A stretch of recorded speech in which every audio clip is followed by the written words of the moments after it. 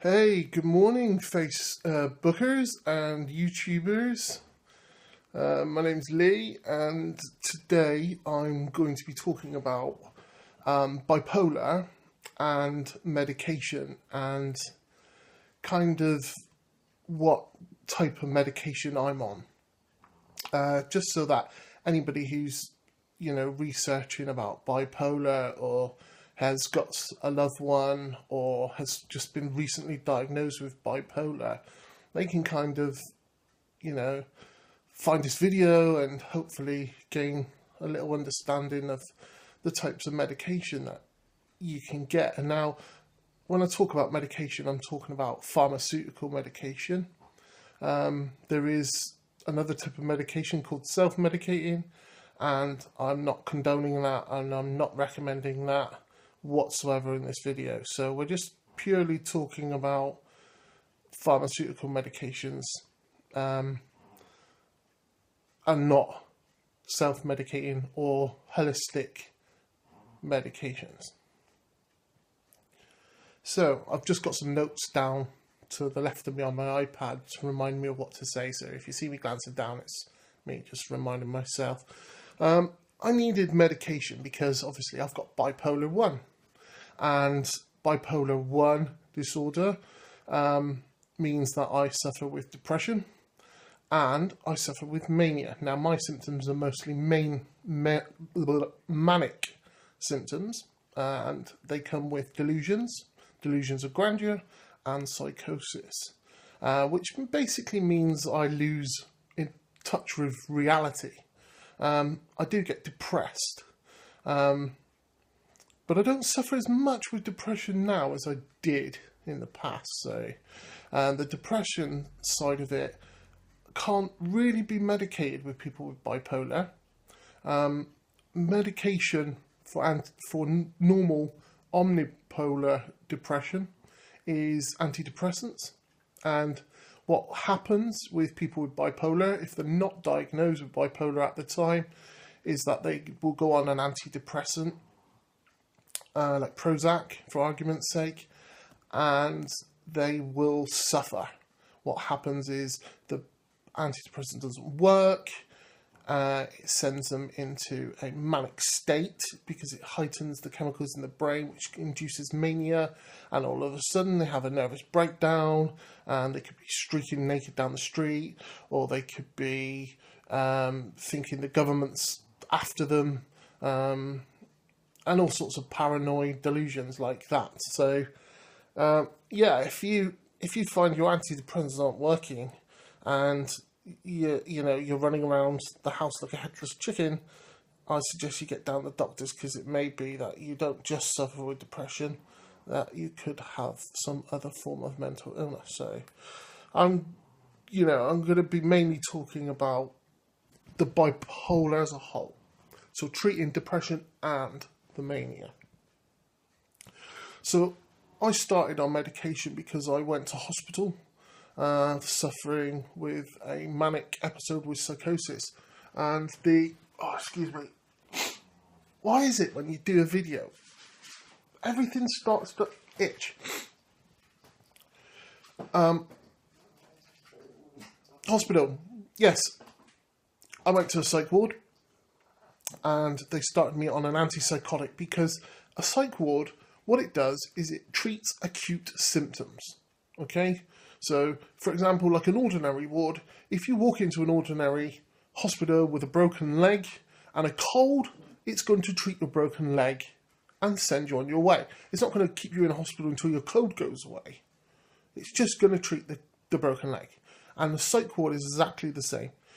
It will treat the symptoms it needs to treat to get you back home. And that's mainly in the UK because of lack of beds. I don't know what it's like in America with people with private medical insurance and stuff like that who can pay for lengthy stays. I can't talk about that. But over here, especially in the UK, they want to treat you acute symptoms. And the quickest way to do that is with an antipsychotic. And I was on an antipsychotic called risperidone. Now, risperidone is a kind of all-round new drug on the market, or relatively new drug on the market, that, when I say relatively new, I mean, the last few years rather as opposed to the last 20 or 30 years. And they shoved that down my throat along with, I think, everybody else in the hospital was on it. Oddly enough, I don't know why that is, but they were. And it treated my symptoms and they let me go home. And then I went to see my psychiatrist, and he started me off on a mood stabilizer called Depakote. Depakote 500 milligrams. I don't know if you can see that. I was taking 2,000. They are pink little pills, about that big, and you just swallow them with water, and that is meant to stabilise your mood. It's meant to bring your mania down, and it's meant to stop you getting depressed after a manic episode as well. So it's basically an all-round stabiliser. What I found was they took me off the antipsychotic as well. I need to mention that now. I found that the first month or so after coming out of hospital and being on 2,000 milligrams, I was very, very drowsy. I couldn't function. I was just sleeping all the time. I thought that may have been because of the, so-called breakdown that I had, or the manic episode that I had. But it wasn't. It was the drug. Eventually, we started reducing the dosage down to 1,000, which is what I take now permanently. And that doesn't make me drowsy. It keeps my mood relatively stable. When I say relatively, I mean all medications in the world are not going to eradicate your bipolar symptoms. They keep you as normal as you can possibly be. But there's going to be elements of your personality in there, which is, you are bipolar. Bipolar's not just a condition, it's you. You just got to accept that some of those quirky parts of what people determine as bipolar are you. So don't worry about those. Get as relatively normal as possible. You don't want to be running naked down the street. You just want to be able to function properly. So yeah, I'm on 1,000 milligrams, but I still heard voices in my head, especially at night, and not the type where it's what everyone gets, where they hear the odd whisper and stuff. These is proper full-on voices telling me to fucking, sorry for swearing, to go out, walking the streets at night and stuff like that, and doing stupid, dangerous things. So eventually I went back to the psychiatrist, told him that, and they put me on this drug, which is called promazine. 50 milligrams. I take one. It's just a little tiny white pill. I'm not going to get one out because they're just really tiny white pills, and I'll probably lose it. And I don't want the dog to eat it. I don't know what it'd do to a dog, but I don't want it to eat it anyway. So, yeah. So I take 2 of the pink ones. I take one of them clomazepine, and that took away the mania voices, the psychosis voices that I was hearing on a day-to-day basis since I got out of hospital. So that's good. The next one that I've been on since I came out of hospital, which was given to me to help me sleep, to regulate my sleep, was diazepam. Okay?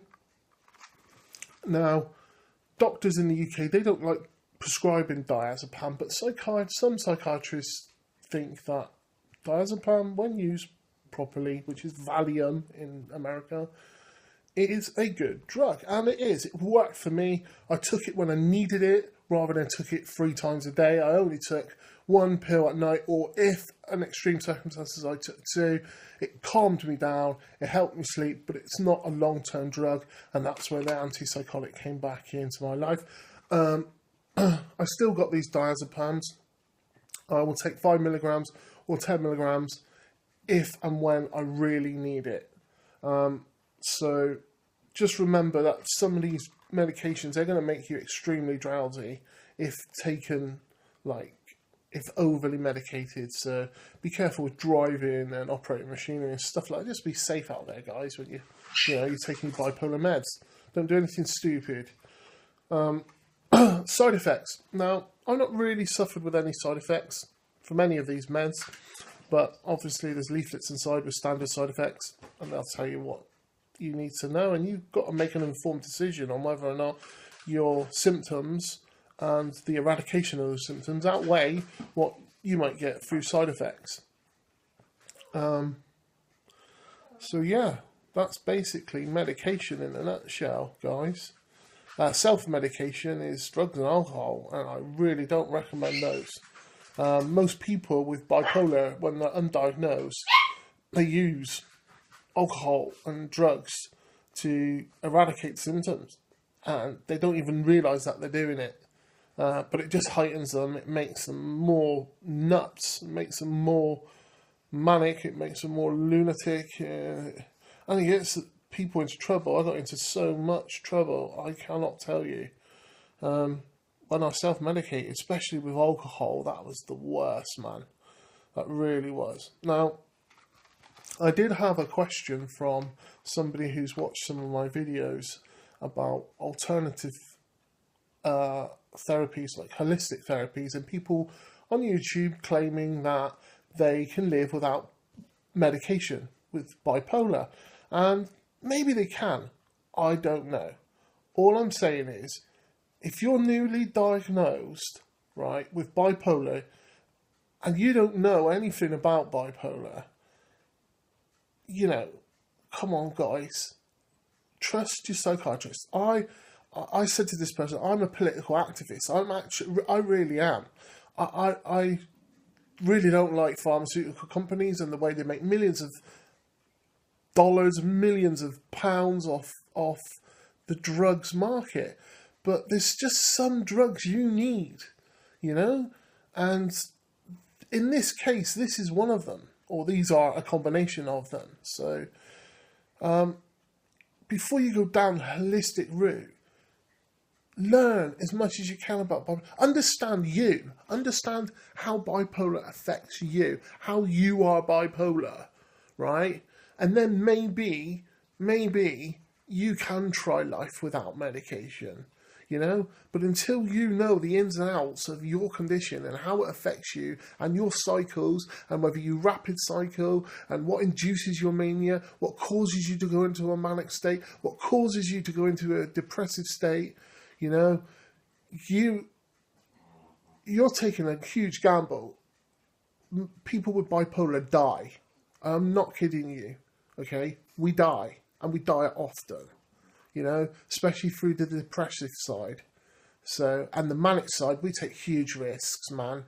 I mean huge risks, stupid risks, like driving at erratic speeds through built-up areas and stuff, stupid stuff like that. So, come on, be safe. Talk to your psychiatrist. Mine's brilliant. He will listen about alternative therapies, and he'll say whether or not he thinks it's a good idea, and he's genuine. So not all doctors, it's not all a conspiracy all of the time. All right. So yeah, that's all I've got to really say. If you've got any questions, you can, write a comment in the box below. You can email me at chantedartstudio@gmail.com. Please like my video if you like it. And if you don't, then fair enough. And subscribe here. Cheers, guys. See you on the next video.